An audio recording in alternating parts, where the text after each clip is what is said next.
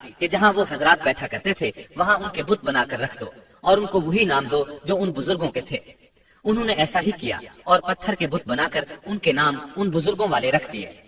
اس وقت تو بتوں کی پوجا نہ ہوئی، لیکن جب یہ لوگ فوت ہو گئے اور علم مٹ گیا تب ان کی پوجا ہونے لگی۔ ابن عباس رضی اللہ عنہما فرماتے ہیں نوح علیہ السلام کی قوم کے یہی بت بعد میں عرب میں پوجے گئے، یعنی ان نیک بزرگوں کے بت بنا لیے گئے اور آہستہ آہستہ ان کی پوجا شروع کر دی گئی، اور سب لوگوں نے ایک اللہ کی عبادت سے انکار کر دیا۔ نوح علیہ السلام اکیلے اس دنیا میں موحد اور توحید پرست باقی رہ گئے۔ نوح علیہ السلام کا نسب کچھ یوں ہے: نوح بن لامک بن متو شلاح بن ادریس۔ اس طرح ادریس علیہ السلام ان کے پردادا ہوئے۔ اس وقت لوگوں کی عمریں بہت طویل ہوتی تھی، اس لیے ہم کہہ سکتے ہیں کہ ادریس علیہ السلام کئی 100 سال زندہ رہے اور نوح علیہ السلام 1000 سال سے بھی زیادہ عرصہ زندہ رہے۔ عمریں لمبی ہونے کی وجہ سے ادریس علیہ السلام اور نوح علیہ السلام کے درمیان کافی مدت بنتی ہے، اور اسی مدت کے دوران کفر و شرک نے زور پکڑا اور بتوں کی عبادت شروع ہو گئی۔ تب اللہ تعالیٰ نے نوح علیہ السلام کو زمین میں مبعوث فرمایا۔ ابن عباس رضی اللہ عنہما سے روایت ہے کہ نبی صلی اللہ علیہ وسلم نے فرمایا آدم علیہ السلام اور نوح علیہ السلام کے درمیان 10 قرن تھے۔ ایک قرن 100 سال کا ہوتا ہے۔ آدم علیہ السلام کے 1000 سال بعد تک لوگ توحید پر قائم رہے، پھر آہستہ آہستہ شیطان نے انہیں شرک کے راستے پر ڈال دیا، شرک عام ہو گیا، ایک اللہ کی عبادت بالکل ختم ہو کر رہ گئی۔ تب اللہ نے نوح علیہ السلام کو مبعوث فرمایا، انہوں نے اللہ کی طرف دعوت دی، انہوں نے بہت مشقت اٹھائی، جیسا کہ سورہ نوح میں اللہ فرماتے ہیں اللہ تعالیٰ بخشش اور رحم کرنے والے کے نام سے شروع کرتا ہوں، یقیناً ہم نے نوح کو ان کی قوم کی طرف بھیجا کہ اپنی قوم کو ڈراؤ اور خبردار کر دو اس سے پہلے کہ ان کے پاس دردناک عذاب آ جائے۔ نوح نے کہا اے میری قوم، میں تمہیں صاف صاف ڈرانے والا ہوں کہ تم اللہ کی عبادت کرو اور اس سے ڈرا کرو اور میرا کہنا مانو، تو وہ تمہارے گناہ بخش دے گا اور تمہیں ایک وقت مقررہ تک چھوڑ دے گا۔ یقیناً اللہ کا وعدہ جب آ جاتا ہے تو موقوف نہیں ہوتا، کاش تمہیں سمجھ ہوتی۔ نوح علیہ السلام تبلیغ کے سلسلے میں سخت محنت کرتے، دن رات لوگوں کے گھروں اور ان کے اجتماعات میں جا جا کر انہیں دعوت دیتے۔ آپ انہیں اعلانیہ اور پوشیدہ طور پر دعوت دیتے، یہاں تک کہ دعوت دیتے دیتے انہیں 950 سال گزر گئے، لیکن سوائے چند لوگوں کے کوئی ایمان نہ لایا۔ تب انہوں نے اللہ سے دعا کی اے میرے اللہ، میں نے اپنی قوم کو دن رات تیری طرف بلایا، لیکن میرے بلانے سے یہ اور زیادہ بھاگنے لگے۔ انہوں نے اپنے کانوں میں انگلیاں ٹھونس لیں، اپنے اوپر کپڑے اوڑھ لیے اور کہنے لگے ہم تیری شکل دیکھنا نہیں چاہتے۔ میرے اللہ، یہ لوگ تیری باتیں سننا پسند نہیں کرتے۔ میں نے پھر بھی ان سے کہا اپنے مالک سے بخشش طلب کرو، وہ بڑا بخشنے والا ہے۔ اس وقت نوح علیہ السلام کی قوم میں ایک بادشاہ تھا، وہ بہت مغرور تھا۔ وہ قوم سے کہنے لگا نوح کی باتوں پر کان نہ دھرنا اور نہ اس سے بحث کرنا، یہ جو کرتا ہے اسے کرنے دو، تم اپنے بتوں کی پوجا پر ڈٹے رہو۔ چنانچہ لوگوں نے نوح علیہ السلام کی باتوں کی طرف سے کان بند کر لیے، اپنے بادشاہ کی بات پر عمل کرنے لگے۔ تب نوح علیہ السلام نے اللہ سے فریاد کی اے پروردگار، یہ میرا کہنا نہیں مانتے، ان لوگوں کی سنتے ہیں جن کی اولاد اور مال نے انہیں فائدہ تو نہ دیا، الٹا نقصان پہنچایا، اور انہوں نے میرے ساتھ بڑا داؤ کیا، یعنی دوسروں کو میرے درپے کر دیا، خود بھی مجھے ستانے میں کوئی کسر نہ چھوڑی، اور آپس میں ایک دوسرے سے کہنے لگے اپنے دیوتاؤں کو نہ چھوڑنا، نہ ود اور نہ سوا اور نہ یغوث اور نہ یعوق اور نہ نصر کو چھوڑنا۔ ان لوگوں نے بہت سے لوگوں کو گمراہ کر ڈالا، اور پروردگار تو ایسا کر کہ یہ ظالم اور زیادہ گمراہ ہو۔ اس طرح نوح علیہ السلام نے 950 سال دن رات لوگوں کو اللہ کی طرف بلایا، لیکن اتنے طویل عرصہ میں صرف 80 کے قریب لوگ مسلمان ہوئے، اور ان ایمانداروں کی اکثریت فقراء، مساکین، ناتواں اور غلام قسم کے لوگوں پر مشتمل تھی، جن کی معاشرے میں کوئی حیثیت نہیں ہوتی۔ مشکل سے 10 ایماندار ایسے ہوں گے جو شرف و جاہ کے مالک ہوں گے۔ چنانچہ نوح علیہ السلام کے مغرور سرداروں نے جب اس صورتحال کو دیکھا تو اکٹھے ہو کر نوح علیہ السلام کے پاس آئے اور کہنے لگے اے نوح، ہم چاہتے ہیں تیری باتیں سنیں اور لوگوں کو بھی تیری باتیں سننے کی ترغیب دیں اور سب تجھ پر ایمان لے آئیں، لیکن اس سے پہلے ہماری ایک شرط ہے، یہ کہ آپ کے حلقے میں جو یہ ذلیل اور حقیر لوگ آ گئے ہیں انہیں دھکے دے کر اپنے پاس سے نکال دیں، اس لیے کہ ہم اپنی قوم کے سردار، چودھری اور مقام و مرتبے والے لوگ ہیں، اس لیے ہم ان فقیر لوگوں کے پاس نہیں بیٹھ سکتے۔ اگر آپ انہیں نکال دیتے ہیں تو ہم ایمان لے آئیں گے۔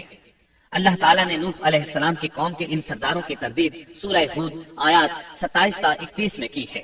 اللہ تعالیٰ فرماتے ہیں کافر سردار نوح سے کہنے لگے ہم تو یہی دیکھتے ہیں کہ تو ہماری طرح ایک آدمی ہے، اور یہ بھی دیکھتے ہیں کہ صرف ان لوگوں نے تیری پیروی کی ہے جو ہم میں رذیل ہیں، وہ بھی اوپر کی عقل سے، اور ہم تو تمہیں کسی بات میں اپنے سے زیادہ نہیں پاتے بلکہ تمہیں جھوٹا خیال کرتے ہیں۔ نوح نے کہا اے سردارو بتلاؤ تو صحیح، اگر میں اپنے رب کی طرف سے جو دلیل آئی ہے اس پر قائم ہوا اور اس نے اپنی مہربانی سے مجھے سرفراز کیا اور تم سے وہ چھپی رہی تو کیا زبردستی میں اسے تمہارے سر منڈ دوں گا، حالانکہ تم اس سے بیزار ہو۔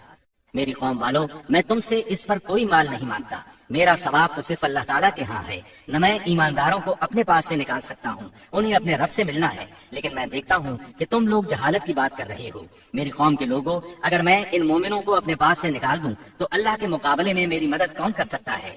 کیا تم کچھ بھی غور و فکر نہیں کرتے؟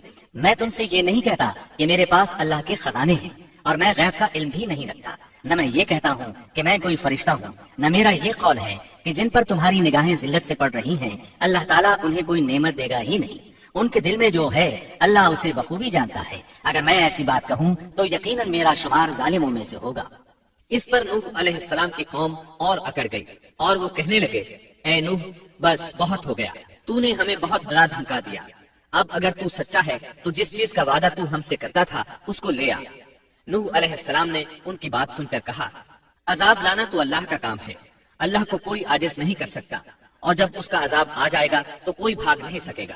اس کے بعد نوح علیہ السلام کی قوم کا ان سے آمنا سامنا ہوا تو انہوں نے ان سے کہا، اے میری قوم، اگر تم پر یہ گراں گزرتا ہے کہ میں تم میں رہتا ہوں اور تمہیں اللہ کی باتیں سنا رہا ہوں، تم اس سے چڑھتے ہو اور مجھے نقصان پہنچانے کے درپے رہتے ہو، تو سنو، میں صاف کہتا ہوں، مجھے تمہارا کوئی خوف نہیں، تمہاری کوئی پرواہ نہیں، تم سے جو ہو سکے کر گزرو، میرا جو بگاڑ سکتے ہو بگاڑ لو، تم اپنے شریکوں اور جھوٹے معبودوں کو بھی بلا لو اور مل جل کر مشورے کر کے بات کھول کر پوری قوت کے ساتھ مجھ پر حملہ کرو، تمہیں قسم ہے تم میرا جو بگاڑ سکتے ہو بگاڑ لو، اس میں کوئی کسر اٹھا نہ رکھو، مجھے بالکل مہلت نہ دو، اچانک مجھے گھیر لو، میں بالکل بے خوف ہوں، اس لیے کہ تمہارے راستے کو میں باطل جانتا ہوں، میں حق پر ہوں، حق کا ساتھی اللہ ہوتا ہے، میرا بھروسہ اسی عظیم ذات پر ہے، مجھے اس کی قدرت کی بڑائی معلوم ہے۔ نوح علیہ السلام نے واضح الفاظ میں اپنی قوم کو چیلنج دیا، لیکن کسی میں طاقت نہ ہوئی کہ وہ نوح علیہ السلام کا مقابلہ کر سکے، چنانچہ کہنے لگے، اسے چھوڑ دو، یہ مجنون اور بے وقوف ہے، نعوذ باللہ۔ بہرحال معاملہ اسی طرز پر چلتا رہا، یہاں تک کہ سال ہر سال گزر گئے، لیکن کوئی مسلمان نہ ہوا۔ پھر پہاڑ پر رہنے والے لوگ روز بروز برائی میں ترقی کرتے چلے گئے، اور جو لوگ شروع میں ایمان لائے تھے ان کے علاوہ اور کوئی شخص ایمان نہ لایا۔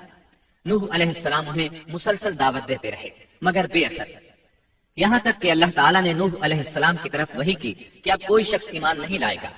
اللہ تعالیٰ سورہ ہود میں فرماتے ہیں، نوح کی طرف وحی کی گئی کہ آپ کی قوم میں سے جو ایمان لا چکے ہیں ان کے سوا اور کوئی اب ایمان نہیں لائے گا، بس آپ ان کے کاموں پر غمگین نہ ہوں۔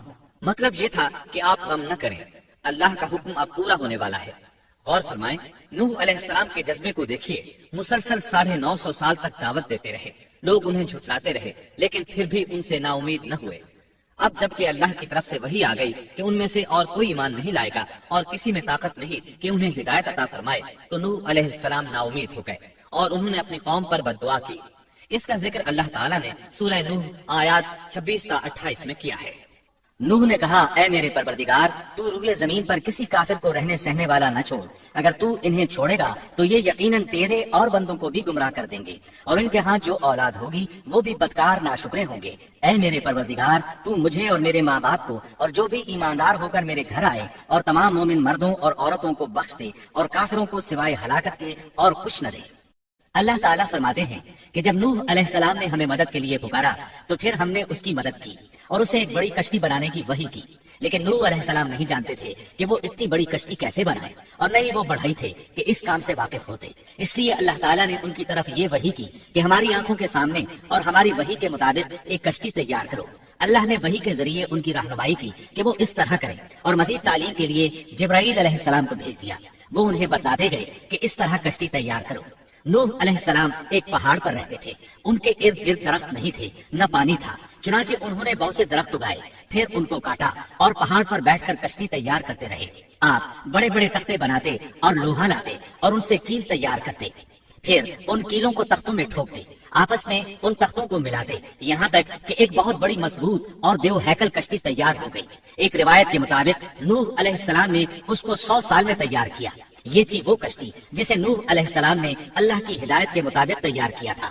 سورۃ القمر آیت 13 میں ارشاد ہوتا ہے، اور ہم نے نوح کو اس کشتی میں سوار کیا جو تختوں اور کینوں سے بنی ہوئی تھی۔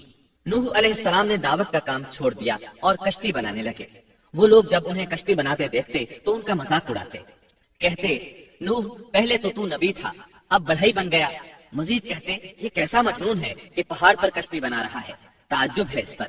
اللہ نے ان کافروں کے مذاق کا ذکر سورہ ہود آیات 38 اور 39 میں کیا ہے۔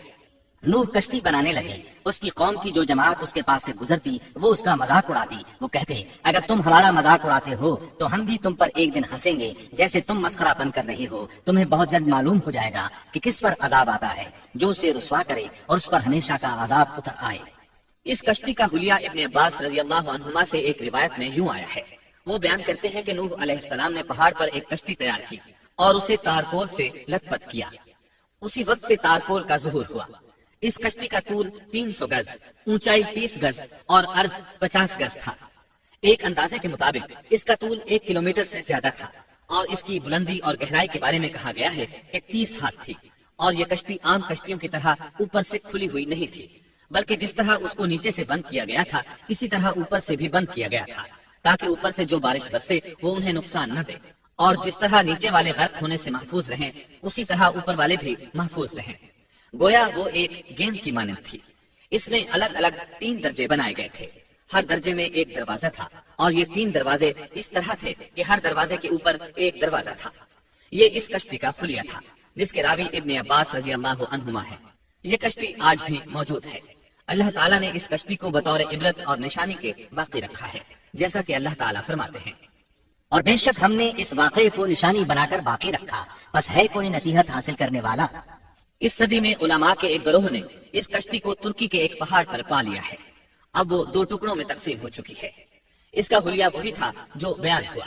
اللہ کا فرمان سچا ثابت ہو گیا کہ ہم نے اس کو نشانی بنا کر باقی رکھا ہے۔ اس کے بعد طوفان آیا۔ اللہ تعالیٰ نے نوح علیہ السلام کو اس طوفان کے ظہور کی ایک نشانی اور علامت بتائی تھی۔ نوح علیہ السلام کے گھر میں ایک تنور تھا۔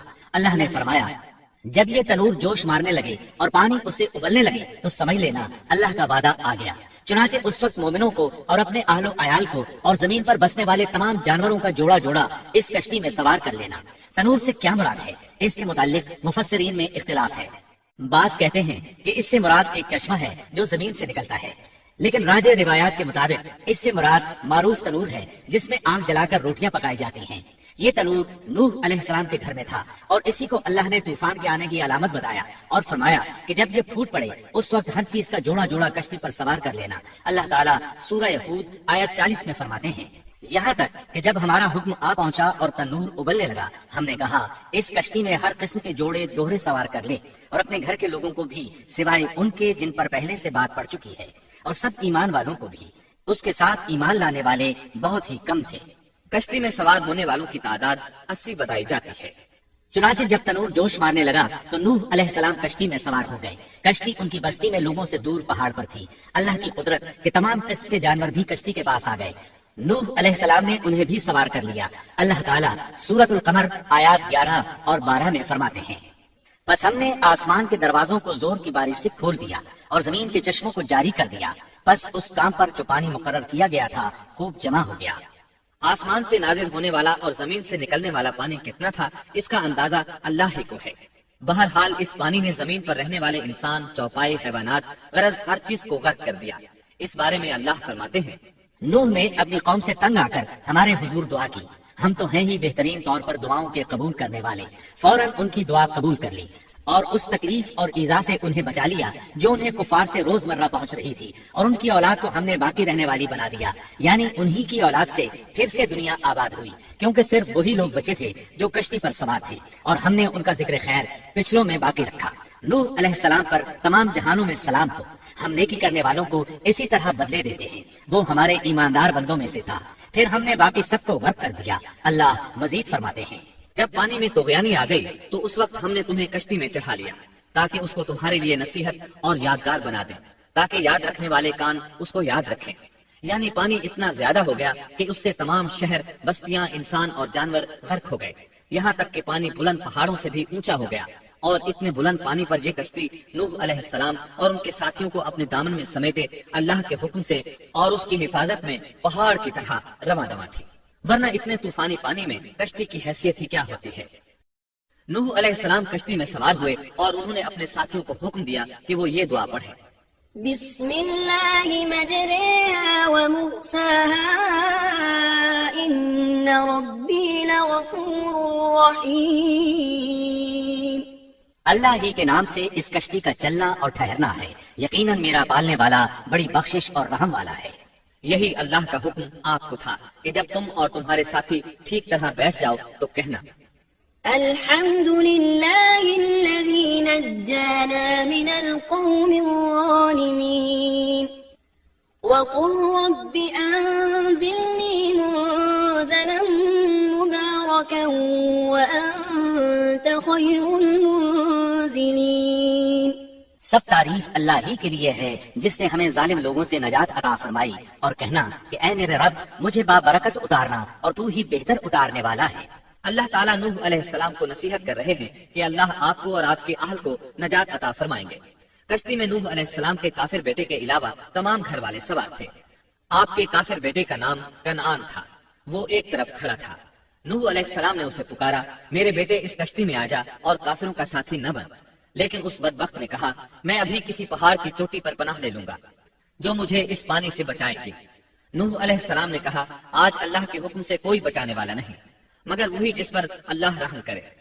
باپ اور بیٹے کے درمیان یہ گفتگو جاری تھی کہ ایک طوفانی موج نے اسے اپنی زد میں لے لیا اور اسے غرق کر دیا۔ نوح علیہ السلام سے اللہ نے وعدہ کر رکھا تھا کہ اللہ تعالیٰ اس کے اہل کو نجات عطا فرمائے گا۔